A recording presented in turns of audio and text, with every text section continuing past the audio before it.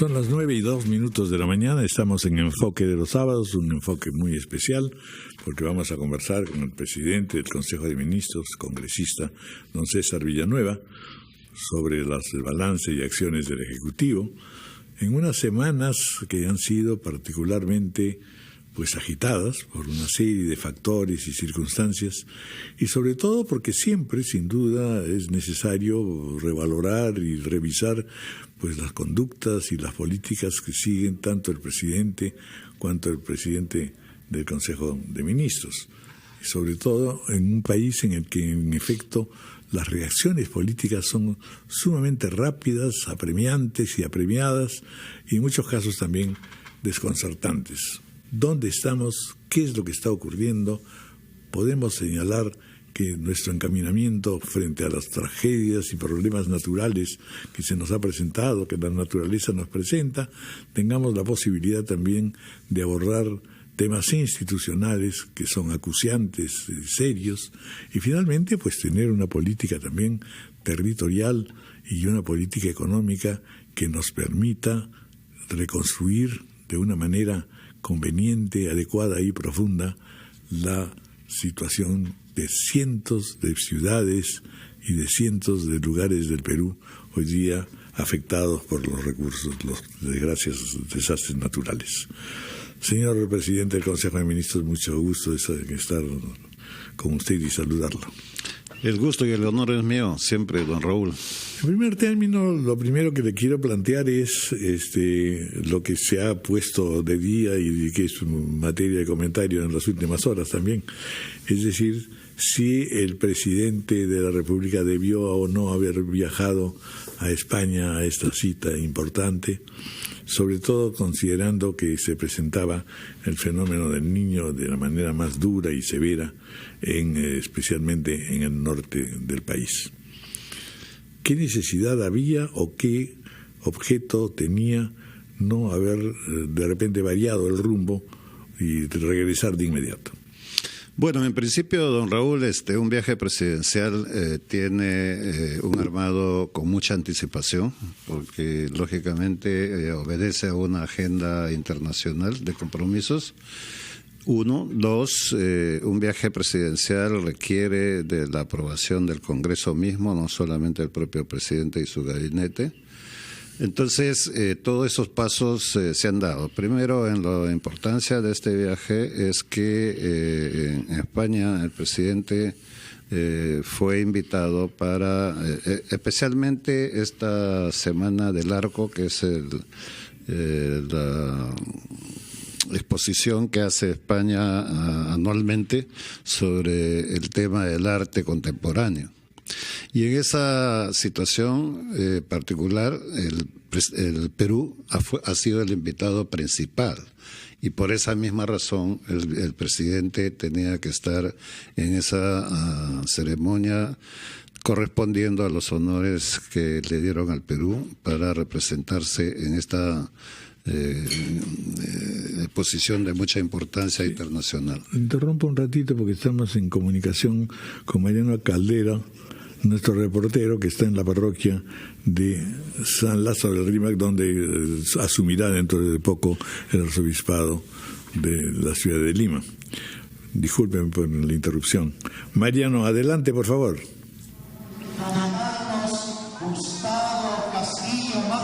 Buenos días, Raúl. Así es, en breve se inicia en la iglesia de San Lázaro esta ceremonia de profesión de fe y juramento de fidelidad del arzobispo electo de Lima, Carlos Castillo Matasioglio, en presencia del nuncio apostólico Nicola Girasoli. Esta ceremonia se va a realizar previamente a esta ordenación episcopal y toma de posesión que se va a llevar a cabo en la Catedral de Lima. Vamos a estar atentos a esta ceremonia. Sabemos que culminada esta ceremonia, que va a ser muy breve, van a ir en procesión hacia la Catedral de Lima, donde se va a realizar, reiteramos, esta ordenación episcopal y toma de posesión, tal y como manda la tradición, porque cuenta la historia que Santo Toribio de Mogrovejo, segundo arzobispo de Lima, hizo este mismo recorrido cuando fue nombrado arzobispo de la capital. Carlos Castillo viste esta sotana color purpurada, que es el color de los obispos. Él todavía no ha sido ordenado obispo. Esto va a ocurrir más adelante en la catedral, pero ya se encuentra aquí en la iglesia de San Lázaro. Reiteramos, dando esta profesión de fe y juramento de fidelidad ante el representante de la Santa Sede. Metropolitana Primada, roguemos a Dios, poniendo como intercesor a Santo Toribio por su ministerio episcopal que hoy comenzará.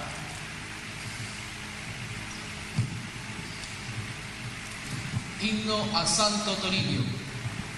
Empieza esta ceremonia entonces, Raúl, con este himno a Santo Toribio, que es la primera parte, y luego se va a realizar esta profesión de fe, el declaración de fidelidad y finalmente las palabras del arzobispo electo de Lima, Carlos Castillo Matasoglio. Adelante, cabina. Gracias. Bien, sin duda, señor primer ministro, presidente del Consejo de Ministros, el tema excede largamente este detalle que ya hemos estado comentando. Lo que fundamentalmente nos impresiona es que de alguna manera estábamos conscientes de que se venía un fenómeno muy complicado como el que se ha producido en este momento, se sigue produciendo, y que en segundo lugar pues se habían tomado una serie de disposiciones desde el Ejecutivo porque se sabía que estas cosas iban a ocurrir. El tema es que, de todas formas, la pregunta es, ¿está el Estado peruano adecuado? ¿Tiene los organismos? ¿Tiene la funcionalidad? ¿Tiene la normativa para poder, en estos casos de extrema gravedad, actuar con rapidez, por un lado, con prontitud y con eficacia? Se ha demostrado en este hecho hasta el momento. La presencia del presidente hubiese animado mucho más, ciertamente, pero el equipo de gobierno ha trabajado con rapidez, con eficiencia, y hemos solucionado problemas desde el mismo lugar. Ejemplo, cuando en el caso del norte, porque en el caso del sur ha estado presidente, en el caso del norte hemos tenido las alertas sobre el crecimiento de los ríos de Piura, de Tumbes. Todos los equipos han estado alertas minuto a minuto y hemos continuado monitoreando permanentemente, pero al mismo tiempo tomando las decisiones que corresponde con nuestras Fuerzas Armadas en su totalidad, el Comando Conjunto de las Fuerzas Armadas, en segundo lugar con los ministerios, todos ellos bajo el liderazgo de lo que es Defensa Civil, y cada ministro responsable de una región, porque este fenómeno no es focalizado solamente en un determinado lugar, sino es en conjunto. Y este fenómeno ha sido diferente incluso el año 17. Entonces, los resultados son los que nos señalan. Por ejemplo, en el caso, más visible, urgente y sensible que ha sido Piura, nosotros rápidamente trabajamos, la ayuda de emergencia, la ayuda humanitaria, la asistencia técnica para superar dentro de esta emergencia los problemas de incomunicación con distintos pueblos como las Malingas. ¿Con qué decisiones? Una es que la normativa que tuvimos como estado de emergencia fue acompañado inmediatamente por fondos que tenían que utilizarse en la emergencia con los gobiernos locales, los gobiernos regionales, de una manera inmediata bajo la supervisión de los sistemas de defensa civil. Lo segundo es, organizamos con el presidente, porque teníamos una relación diaria para intercambiar opiniones, el VAP Pisco, que tiene una capacidad de más de 1,000 toneladas de carga, llevamos 800 toneladas inmediatamente a Piura para reforzar todos los almacenes regionales del norte.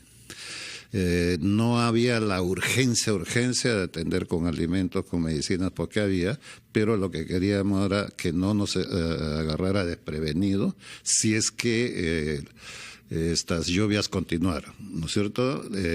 Entonces, ¿qué comprobamos en ese hecho? Funcionó la ayuda humanitaria, se llegó con maquinaria, se llegó con más médicos, se llegó con herramientas para suplir puentes que en esos momentos trasvasaba por la potencia del río. Hemos utilizado maquinaria especial, vehículos especiales anfibios de la Marina, del Ejército, que paliaron esta situación, especialmente en la zona en la quebrada de San Francisco, en Malingas, en esta zona norte. Entonces, eso se ha normalizado, han bajado las aguas a consecuencia de que los trabajos de limpieza de los ríos que se ha estado haciendo dentro del programa anterior de recuperación de estas cuencas que fueron afectadas el 17, han canalizado más rápidamente las aguas que han bajado. Entonces, del peligro que teníamos que superar a las 2.000 metros cúbicos, que ahí sí hubiese sido terrible, y lanzamos la alerta roja para organizar a toda la población rápidamente, y estos trabajos previos de escolmatación de los ríos que se hizo que rápidamente fluyera el agua y bajara. Llegaba a 1.700, tenía avisos de llegar a 1.800, pero 1.700 con esta limpieza empezó a bajar y hoy día está controlado, está dentro de lo normal. Hemos bajado de alerta roja a alerta amarilla, no vamos a bajar la guardia porque estas lluvias. Entonces, no podemos decir que nos ha sorprendido. No. Estábamos aunque siempre la naturaleza da mucho más saltos y sorpresas. Por ejemplo, ahora lo curioso es que las lluvias, si tomamos Piura, que es uno de los focos sensibles, solamente para poner el ejemplo, pero que es similar en Lucanas, en Ayacucho. Se ha multiplicado en varios puntos del país y es allí donde surge, luego vamos a conversar sobre eso, la necesidad de imaginar la existencia de un organismo permanente frente a todas estas crisis que siempre van a funcionar. El tema de la pregunta que le alcanzo ahora, a propósito de que arrancamos con Piura, en el sentido de que si en efecto los gobiernos regionales y sus organizaciones están en capacidad también de conjugar esfuerzos y actuar pues positivamente. Falta mucho por reforzar los procesos de descentralización y en este caso particular nos ha agarrado dos elementos centrales. Uno, cambio climático con fuerza en un momento de cambio de autoridades. O sea, se ha cambiado, nuevos alcaldes, nuevos gobernadores, recién se sentaban para poder saber qué tenían, qué no tenían. Entonces, por eso es que pienso que la ayuda del gobierno central ha sido muy estratégica y a tiempo para poder acudir en apoyo de ellos. Porque la tarea que se hizo y se trabajó bien teníamos que articular con los gobiernos desde los niveles comunales, comunal, distrital, provincial, regional, porque todos tenemos una tarea ahí que cubrir, pero gracias al esfuerzo muy loable que nos ha dado las Fuerzas Armadas, la gente de la policía, el Ejército, la aviación, la Marina, hemos podido cubrir las deficiencias y los vacíos, pero necesitamos tener una política de prevención permanente. Es casi una política que no debe ser visto solamente cuando tenemos estos eventos. Así es. Entonces, previsora, ¿no es cierto? Entonces, de esa manera podemos... Ahora, previsora significa... No podemos evitar, ¿no es cierto?, estas lluvias, este cambio de la naturaleza, pero sí podemos prever, podemos organizarnos mejor. Bueno, por lo pronto podemos tomar todo un programa de trabajo de infraestructura.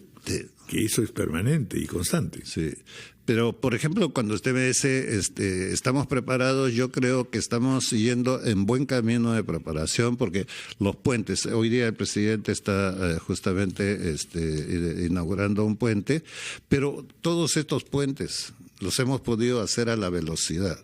utilizando lo que teníamos institucionalmente. Por ejemplo, el CIMA es una institución que ha trabajado con eficiencia, velocidad, y podemos confiar en entregarle tareas como utilizar los puentes Bailey, por ejemplo, que han sido de maravilla para resolver problemas rápidos, y aún es necesario trabajar mucho más sobre eso.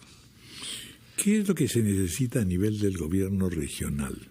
A nivel de los gobiernos regionales en función a estos actos. Sí. No solamente estos actos, sino en general. Uno tiene la impresión de que falta coordinación entre gobierno central, gobiernos regionales por un lado, y luego interrelación de los gobiernos regionales. Usted dijo dos palabras en su presentación a nuestra conversación que son muy importantes, ¿no? Una mirada territorial del país, ¿no? Tanto en lo económico como en las políticas de ordenamiento territorial que podríamos tener. ¿Qué implica eso? Que implica que somos un país bastante fraccionado en términos de, yo diría, nombramientos de distritos. Tenemos muchos distritos, tenemos muchas provincias que deberíamos de reorganizarnos mejor. Entonces, en esa función, el ordenamiento territorial aparece como una necesidad, ¿no? De que evite conflictos incluso que tienen que ver con lo limítrofe, que muchas veces es un nudo para empezar a desatar posibilidades de desarrollo con una visión mucho más territorial. Entonces, eso es uno de los elementos, hacer que los gobiernos locales y los gobiernos regionales, los regionales en particular, no piensen solamente en la parcela regional, sino que tengan una visión macro a nivel de sus pares regionales contiguos. Es decir, interregional. Exactamente, porque lo que queremos es articularnos mejor, hacer los polos de desarrollo, y no podríamos hacer esos polos cuando tú te estás peleando por los límites. Claro. Entonces, por ejemplo, sí, lo de Majes, ¿no es cierto?, ha sido toda una lucha de ponerse de acuerdo entre Arequipa y Cusco. Y hemos perdido la oportunidad de años de aprovechar miles de hectáreas de tierra en función al desarrollo. Y así ha habido varios conflictos internos que tienen que superarse, porque si no tenemos esa división, lo que estamos haciendo es limitar el desarrollo del país, ¿no? Entonces, en esa circunstancia tenemos que ver una visión más territorial. ¿Y qué tiene que ver eso con el tema de desarrollo económico? Mucho. Absolutamente mucho. Le pongo un ejemplo. El martes pasado estuve en una comunidad nativa de Mayuriaga que tenía un conflicto y teníamos un problema, ¿no?, de circulación del petróleo, porque tenían el control de esa zona por conflictos que se dieron por el incumplimiento del Estado en función a determinados servicios básicos de la población. Y obviamente hubo un corte de esa parte del oleoducto que tiene que ver, ¿no es cierto?, con la circulación del petróleo. Ello tiene que ver con un temor de invertir más en las zonas amazónicas para tener más petróleo. Eso tiene que afectar a la economía regional de Loreto, pero también a la economía nacional en función a una visión más amplia que tienes. Uno, una inversión de cerca de 5.300 millones o algo más de dólares, 5.300 millones de dólares en la refinería de Talara y el resto del oleoducto. Entonces, no es el tema de un problema de una comunidad, es una visión global la que tenemos que ver dentro de eso. Y eso lo llegamos a resolver sin utilizar la fuerza y las armas que podíamos haber hecho en una suerte de prepotencia para no tener la humildad de saber que el Estado ha incumplido.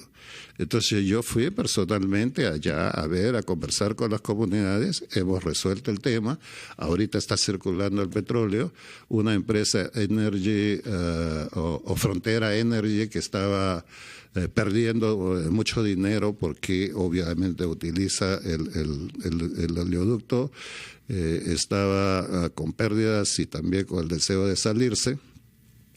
Y tenemos toda una promoción para fortalecer la exploración de petróleo en la Amazonía.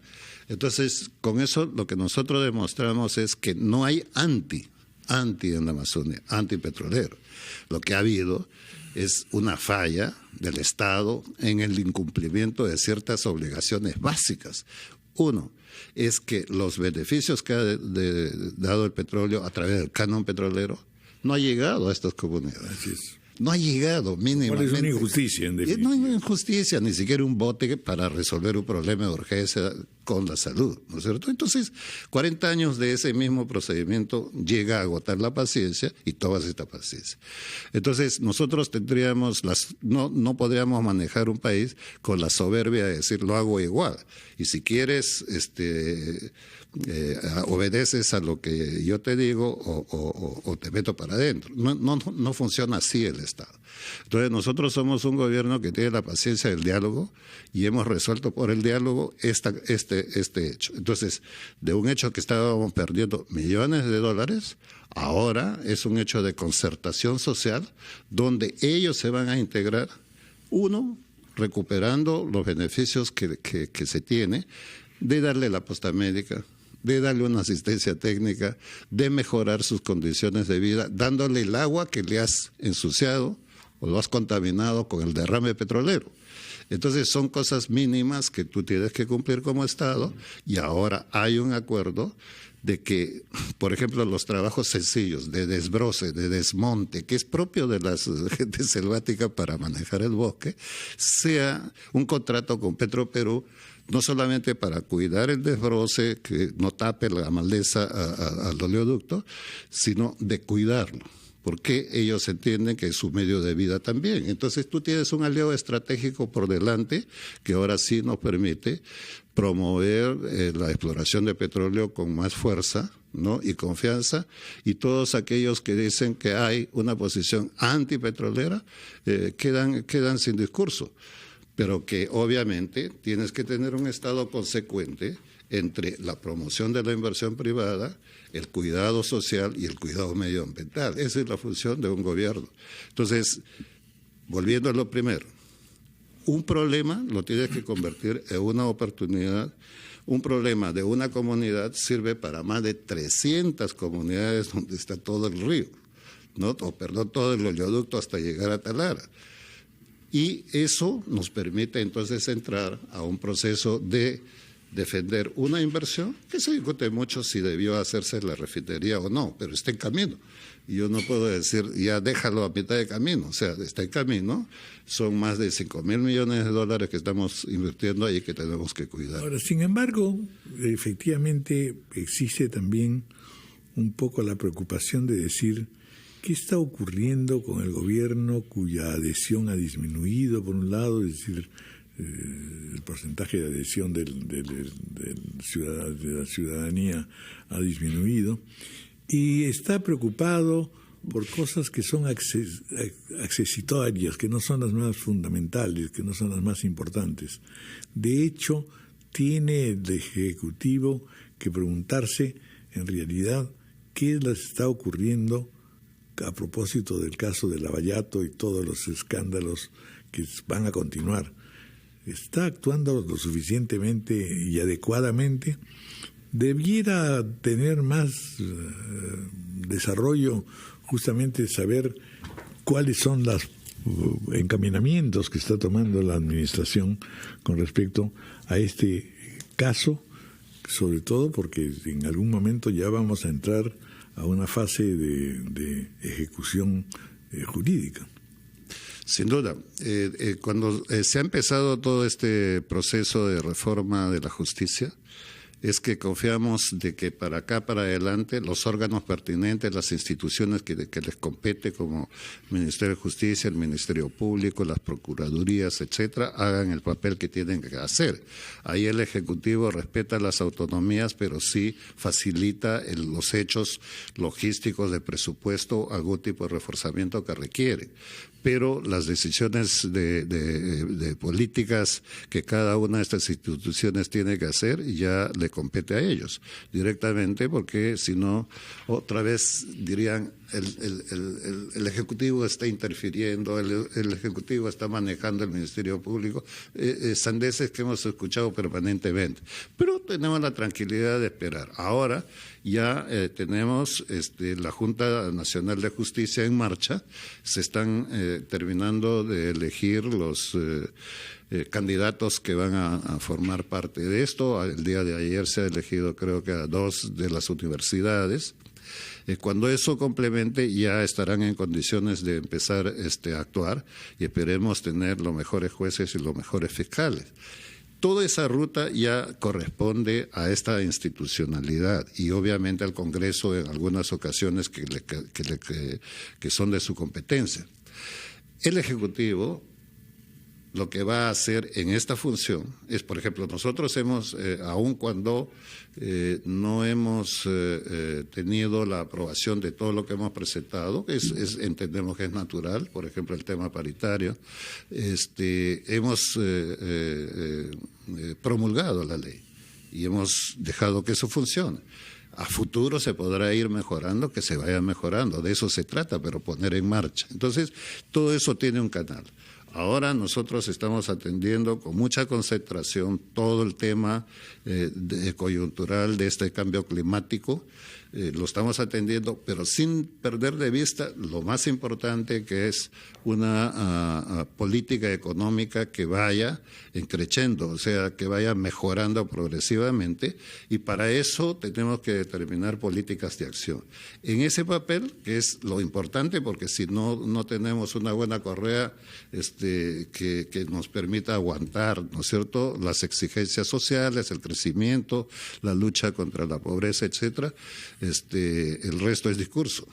Entonces, en esa función, don Raúl, mire usted, a pesar de estos problemas que le cuento el oleoducto con el petróleo, ¿no es cierto?, nosotros tenemos una calificación muy buena, recientemente publicada además por el Instituto Fraser, que es un organismo que hace una encuesta anual o bianual sobre el ambiente en 85 países, sobre la minería, sobre la explotación de recursos naturales, el ambiente propicio para los negocios.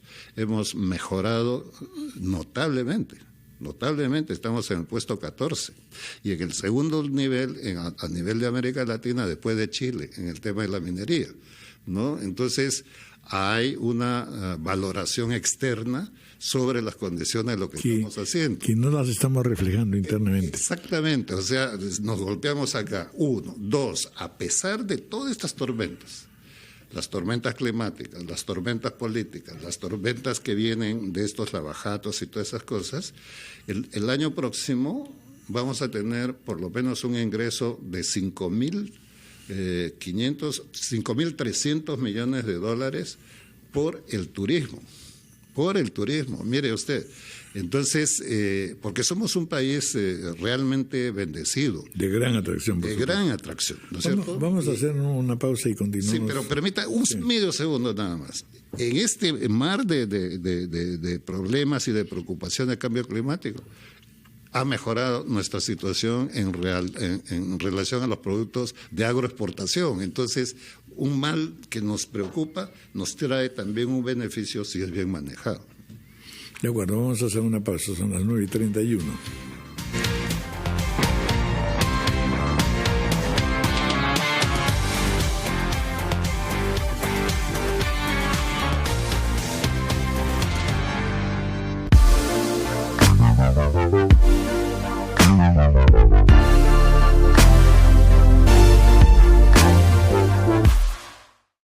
Hola, ¿qué tal amigos? Mi nombre es Edgar Vivar y mi libro favorito es Los Miserables.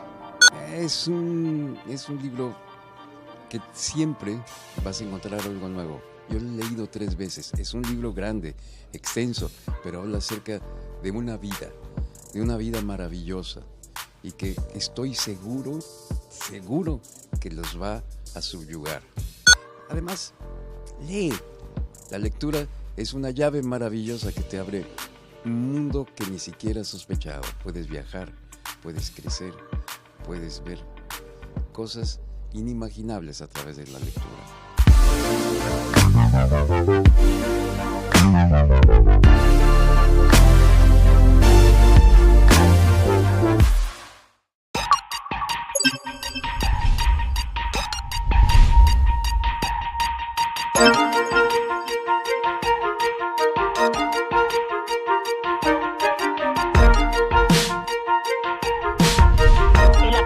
Psicológico tan necesario para enfrentar el proceso, el apoyo legal. Ahora lo veo y algunos bien calladitos, como el presidente del Congreso, que no le escucho decir nada todavía.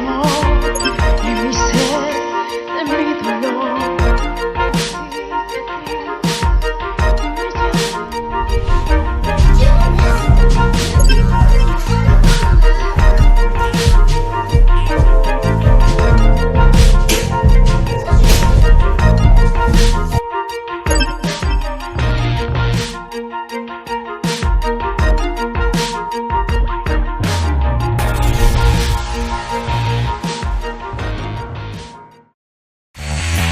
Mantente conectado a la información. rpp.p. En todo momento y en todo lugar, desde todos los medios smart digitales. rpp.p. Las noticias del Perú y el mundo al instante.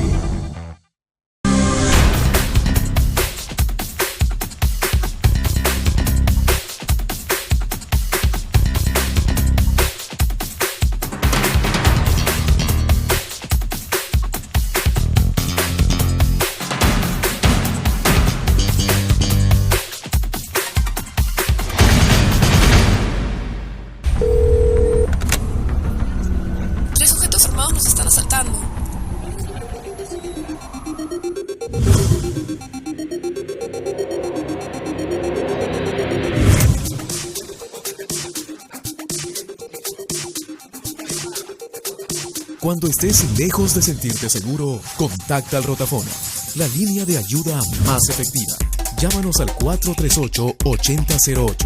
Contáctanos a nuestro WhatsApp 951-431-013 o encuéntranos en Facebook y Twitter usando el hashtag Rotafono.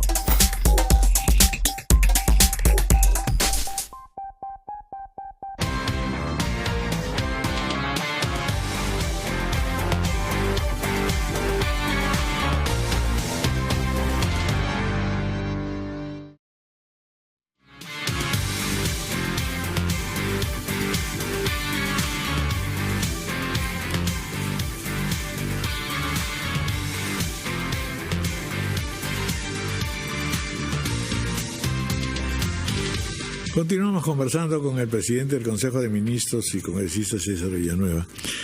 Efectivamente, independientemente de ese panorama que en el fondo nos obliga siempre a ser conscientes que el Perú necesita una política muy clara, previsora permanentemente con respecto a los fenómenos naturales y los problemas del medio ambiente. Independientemente de eso, pues tenemos otras tormentas, y estas son las tormentas políticas que también nos vienen dando cuenta de varias cosas. Por lo pronto, y esa es la primera pregunta que le planteo a don César Villanueva, es ¿qué está ocurriendo al interior de Peruanos por el Cambio, por ejemplo? Es decir, en general lo que viene diciendo la gente es el gobierno está perdiendo opciones de aproximación con otros grupos políticos, pero incluso dentro de su propio partido está teniendo también rupturas y desavenencias, etcétera. Es decir, que no existe una unidad de criterio por un lado y en segundo lugar cierta dificultad para articular políticas que se dejen sentir, digamos, especialmente en el Congreso. Bueno, a ver, partimos sobre el hecho de que como Ejecutivo nosotros mantendremos, porque es parte de nuestra esencia política, el diálogo permanente en todos los niveles, y en este caso el nivel político y en el nivel social que tenga que ver con lo político. ¿Qué quiero decir con eso? De que para poder tener un diálogo fructífero con las bancadas políticas y también con las organizaciones sociales y sindicales del país, necesitamos tener una ruta bien definida, que muchos dicen el gobierno no lo tiene. Nosotros, así es. Sí, otro día, don Raúl, que podamos conversar como conversamos con usted, yo puedo venir a explicar desde el plan cómo se inició el plan y a dónde estamos yendo ahora, con una política de competitividad y productividad que ahora lo vamos a transformar en un plan de competitividad y productividad que el presidente lo va a anunciar en julio. Esa ruta nos lleva a una visión de futuro. Esa ruta de futuro es lo que queremos compartir permanentemente con las organizaciones políticas, porque hay que ir fortaleciendo esa visión con normas que nos permitan... Sí, sería una oportunidad de unidad. Sin duda. En los fines. De unidad sobre una cuestión esencial, donde todos los peruanos nos juntemos a ser un país competitivo, ¿no es cierto? Entonces, en esa función, nosotros nos venimos reuniendo con diferentes bancadas a título de revisar leyes, de revisar conceptos. No lo hemos hecho con una cuestión organizada, nos estamos reuniendo políticamente, porque lo estamos haciendo con las centrales sindicales sobre, por ejemplo, la visión de la política laboral en el país, porque necesitamos cambios. Tenemos 75% de informalidad en este país. Necesitamos organizar. Los que ya tienen todos los beneficios en buena hora, eso nadie los va a tocar. Pero los que no tienen, trabajan 14 horas, no tienen vacaciones, no tienen gratificación, esa es la gente que necesitamos ver y ayudar. Y para eso tenemos que ayudar también a las microempresas, a las pequeñas empresas, buscar una alianza entre la inversión y la necesidad de crear más puestos de trabajo en las mejores condiciones. Ese es el diálogo. Entonces, lo político, ¿no es cierto?, viene dándose en ese sentido. Ahora, el tema de lo que sucede en cada partido, desafortunadamente no nos corresponde a nosotros introducirnos, porque no, en el caso de el partido PPK, que todavía mantiene por lo menos hasta ahora ese nombre, han dicho que lo van a cambiar, pero es una cuestión absolutamente interna que ellos tienen que definir, ¿no es cierto? Ellos han dicho... De todos, 9 congresistas, hemos tenido reuniones con ellos, con 9 de la bancada PPK, y concordamos temas económicos, temas políticos. ¿Ustedes no sienten que tienen, digamos, un predicamento especial con respecto a Peruanos por el Cambio? Es decir, que los escuchan a ustedes particularmente, que desean apoyarlos, o ya empiezan a florecer críticas diciendo no está cumpliéndose con los comprometidos y con lo prometido y con lo que conformó una plataforma gubernamental? Yo he conversado con ellos, participando junto con el presidente Martín Vizcarra en la última reunión, donde han asistido 9 congresistas de PPK. No asistieron 3 de ellos, razones tendrán, pero el tema es que hemos tenido más concordancias que discordancias en ese tema. Y es tan natural, ¿no es cierto? El día de ayer yo con el Frente Amplio discutiendo sobre temas laborales, sobre una visión país. Entonces, en este caso particular con PPK, encuentro que hay una voluntad de buscar formas de concordancia con el gobierno. Y nos sentimos bien que eso pueda suceder y que suceda. Y no puedo dudar de el interés de gente como Bruce, como Mercedes Arauz, como todos los 9 que estuvieron allí. No puedo hablar por los 3 que no asistieron, pero sí hay opciones de eso. Ahora, que internamente puedan tener otros elementos de discusión entre ellos, son ellos los que tienen que resolver, no el Ejecutivo. Naturalmente. Pero ¿qué está ocurriendo en la perspectiva, sobre todo, de, primero, los gobiernos regionales, segundo, los gobiernos municipales, tercero, las agrupaciones urbanas o las agrupaciones regionales que de alguna manera están tratando de organizarse también ya con miras al proceso electoral que se viene más rápido que volando en realidad. En otras palabras, no todo el mundo está contento con la situación o con el espectro político tal como se presenta, es decir, los partidos que existen, todo el mundo está pensando en que va a haber algunos cambios, reformulaciones, una fuerza mayor de sectores de izquierda radical y debilidad de muchos partidos tradicionales que de hecho ya se están manifestando, ¿no es cierto? Es decir, que podría para las próximas elecciones cambiar plenamente el panorama de la articulación política.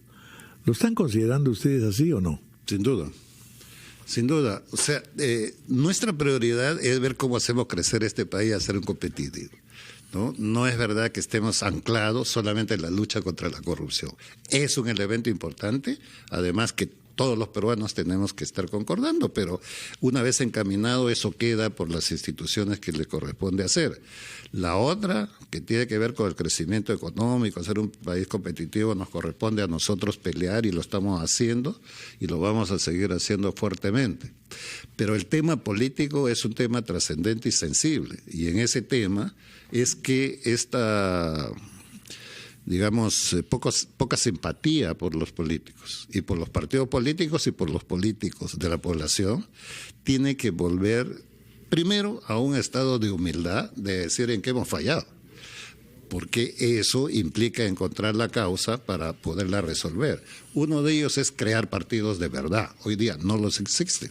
O si los existen muy pocos, no en la dimensión que queremos, de partidos que puedan dar garantía y fortaleza, ¿no? Que no ponen a prueba, digamos, decir, bueno, ¿cuántos somos? Exactamente. ¿No es cierto? Entonces, las elecciones están, como usted bien dice, a la vuelta de la esquina. Y no estamos preparándonos más que para estar en ese momento en la vuelta de la esquina, pero no estamos preparando cómo llegamos a esa esquina. Entonces, es peligroso un país donde no tenemos líderes y organizaciones políticas capaces de orientar. Y donde al costado tenemos efectivamente la tentación del radicalismo, sin duda, de la explosión social, de la protesta, sin duda, de la invalidación democrática, en otras palabras. Entonces vamos a tener un radicalismo que puede ir por el lado de la extrema derecha o puede ir por el lado de la extrema izquierda. Acá, con ese ambiente, es peligroso para el país, muy peligroso para el país. O sea, no estamos viendo con claridad ni estamos sopesando bien la situación. Estamos estancados en la crítica, en el ataque, en el balcón, mira, ya te tropieza, ya cayó, ya va a caer, pero no estamos viendo las cosas para adelante. Entonces, en el tema político tenemos mucho que hacer. Y desafortunadamente todavía no vemos reacciones sobre eso porque la coyuntura los absorbe como un remolino en el río. Entonces hay la necesidad de sacar la cabeza, mirar un poco al frente y empezar a organizarnos políticamente.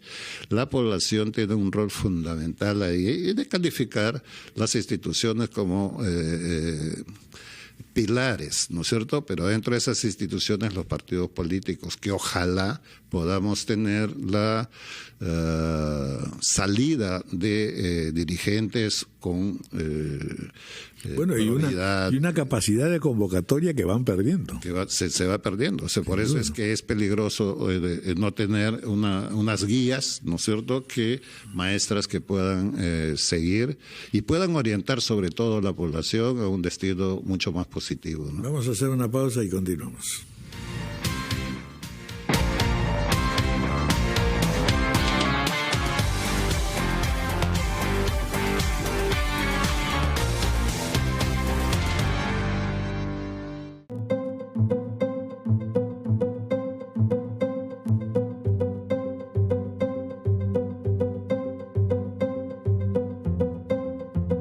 Ayudemos a todos nuestros hermanos que sufren por huaicos, derrumbes e inundaciones. RPP te invita a colaborar llevando agua embotellada, frazadas, alimentos no perecibles a los puntos de acopio. En el edificio de RPP, Avenida Paseo de la República 3866 San Isidro, o en el local de Cáritas del Perú, ubicado en calle Omicron 492, Parque Internacional de Industria y Comercio Callao. También puedes realizar un aporte económico en las cuentas del BCP a nombre de Cáritas del Perú. Para mayor información, ingresa a rpp.pe. Es momento de ayudar. Perú da la mano.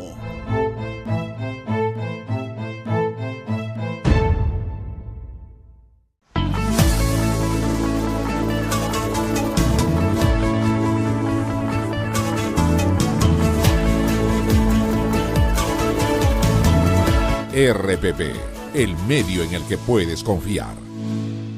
¿Sabes cuál es la película más taquillera? ¿Qué obras de teatro están en tarima? ¿Los museos que puedes visitar?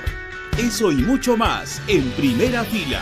Películas en cartelera, canciones del momento, exposiciones de arte, funciones de teatro. Con nosotros siempre estarás en Primera Fila, de lunes a viernes a la 1:30 de la tarde por RPP Televisión.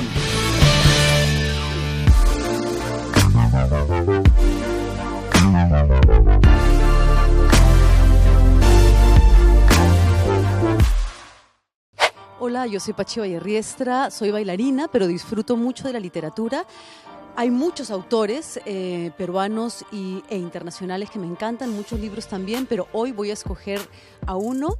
Este es Rock Springs, del escritor norteamericano Richard Ford. Es un libro en donde hay varios cuentos. Son estas historias o situaciones en estos lugares tan como alejados, tan desolados de Estados Unidos, ¿no?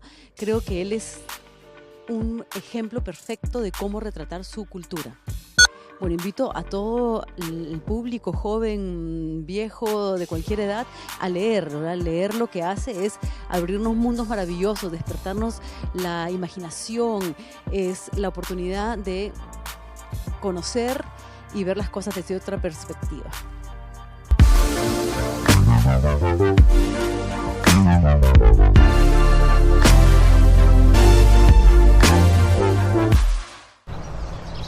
Radio Oxígeno.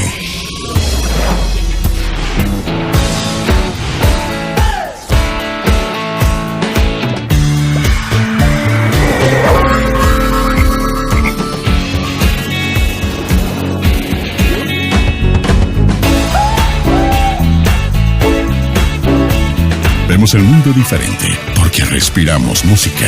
Radio Oxígeno, clásicos del rock and pop.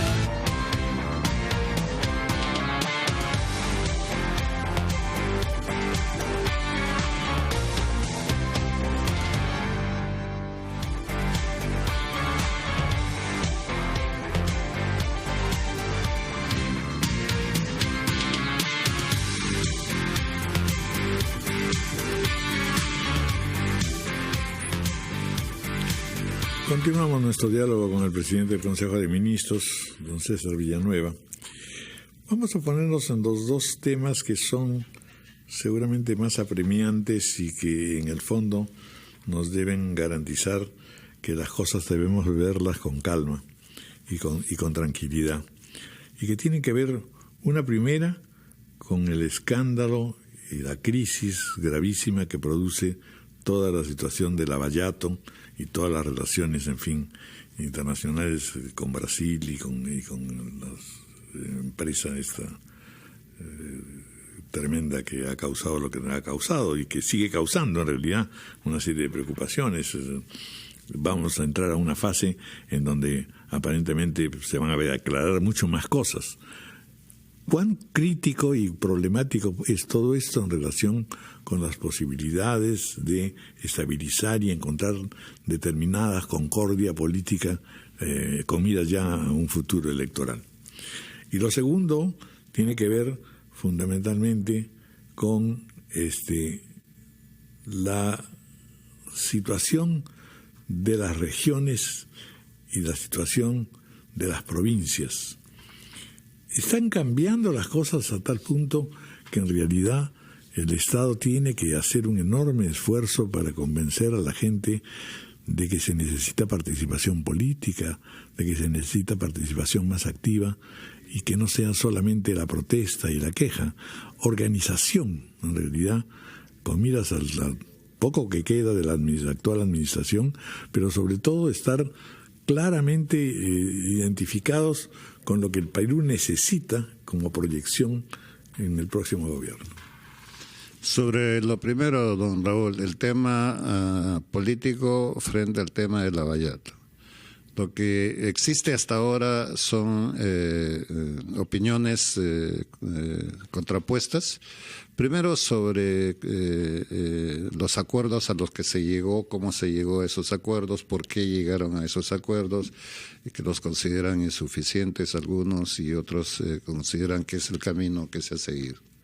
Nosotros estamos en lo último, o sea, cuantitativamente es complicado resolver un problema tan complejo como este, si es que no encontramos las líneas por donde abrir los espacios, tanto para que no quede la impunidad en el camino, como para obviamente recuperar parte de los fondos que se han obtenido a través de estas operaciones intransparentes. Entonces, ese debate aún no termina. Y yo creo que todavía tenemos mucho por caminar, porque recién con las declaraciones que se han empezado en Brasil y los fiscales, se han tenido datos y esos datos tienen que pasar por un proceso, ¿no? Hasta llegar al nivel de judicialización y la determinación de responsabilidades, porque no basta la declaración. ¿Qué tiempo va a tomar eso, según usted? Es difícil calcularlo, pero yo creo que los equipos de trabajo de la Fiscalía están actuando dentro del ritmo que pueden actuar. Eso cuando, mire usted, todavía no hay una aprobación que tiene que venir del Poder Judicial sobre estos procesos también. Entonces espero que eso sea pronto y quizás por ese camino pueda fluir y podamos determinar, quizás estimar, no determinar, sino estimar tiempo razonable de cuánto puede durarnos, porque, por ejemplo, es tan complejo que el tema de la extradición del expresidente Toledo obedecemos a la dinámica de la propia justicia norteamericana, que no es la misma nuestra. La voluntad existe de traerlo rápido, pero los mecanismos son diferentes. Entonces es difícil calcular.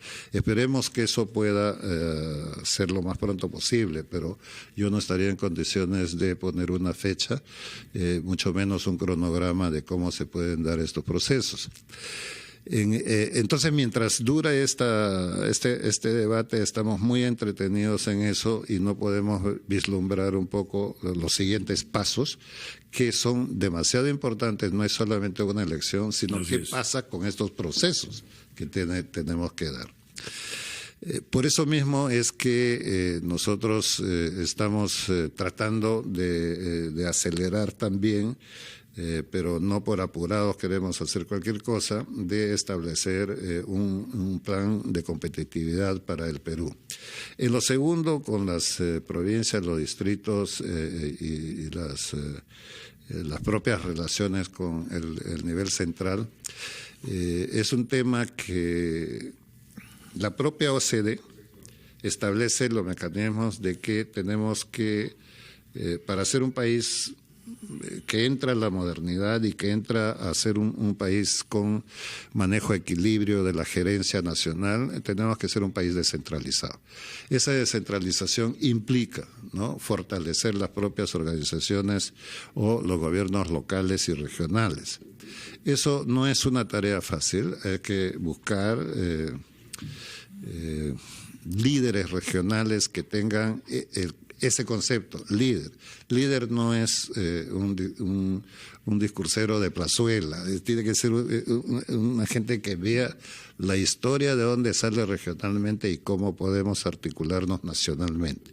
Los partidos regionales nacieron por la crisis política, justamente. Así es. ¿No es cierto? Entonces, ahora tenemos que volver a recomponer esos procesos, por lo menos en macroregiones que nos ayuden a tener una visión territorial. ¿Qué va a pasar en sus relaciones con Peruanos por el Cambio, por ejemplo, concretamente? Yo espero lo positivo en el sentido de que por lo menos el grupo con lo que nosotros hemos conversado, nos gustaría a todos ciertamente, pero con el grupo hayamos conversado, mantengamos una línea de diálogo, ¿no? Dentro de las cuales lo sano es que exista concordancias y discordancias. Eso es absolutamente natural. Que no son doctrinarias. Que no son doctrinarias. ¿Qué cosa es lo que los separa, en final de cuentas? Yo no entiendo qué, pero por lo menos ponernos a discutir el tema de las nuevas reformas. Necesitamos más reformas en este país, ¿no es cierto? Nosotros nos hemos atrevido con todas las dificultades, con todas las calificaciones, como dicen, con todas las debilidades. Y con el riesgo incluso de quedarse a mitad de camino, de repente. ¿No es cierto? Y el camino mejoraremos, pero necesitamos más reformas. Necesitamos reformas tributarias, necesitamos reformas que nos lleven a ser un país realmente en la onda del crecimiento, en la onda positiva. Somos un país potente, don Raúl. Entonces, si nosotros libramos, por ejemplo, todo este debate del lavallato, de la corrupción y las intemperancias políticas, vamos a encontrarnos con un camino brillante, sin duda brillante. Yo estoy muy optimista de lo que viene por delante, muy optimista.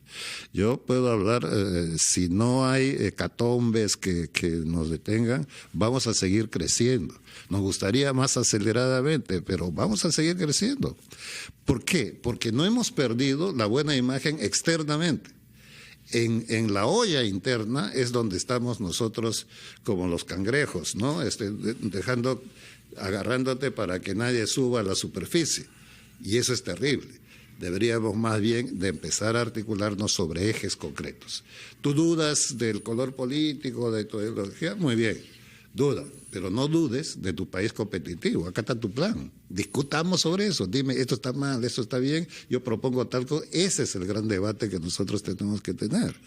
Yo veo con pena que gastamos horas, días, toneladas de papeles en una discusión donde no generamos construcción de país. Lo que generamos más bien es obstrucción de país. Muy bien. Bueno, pues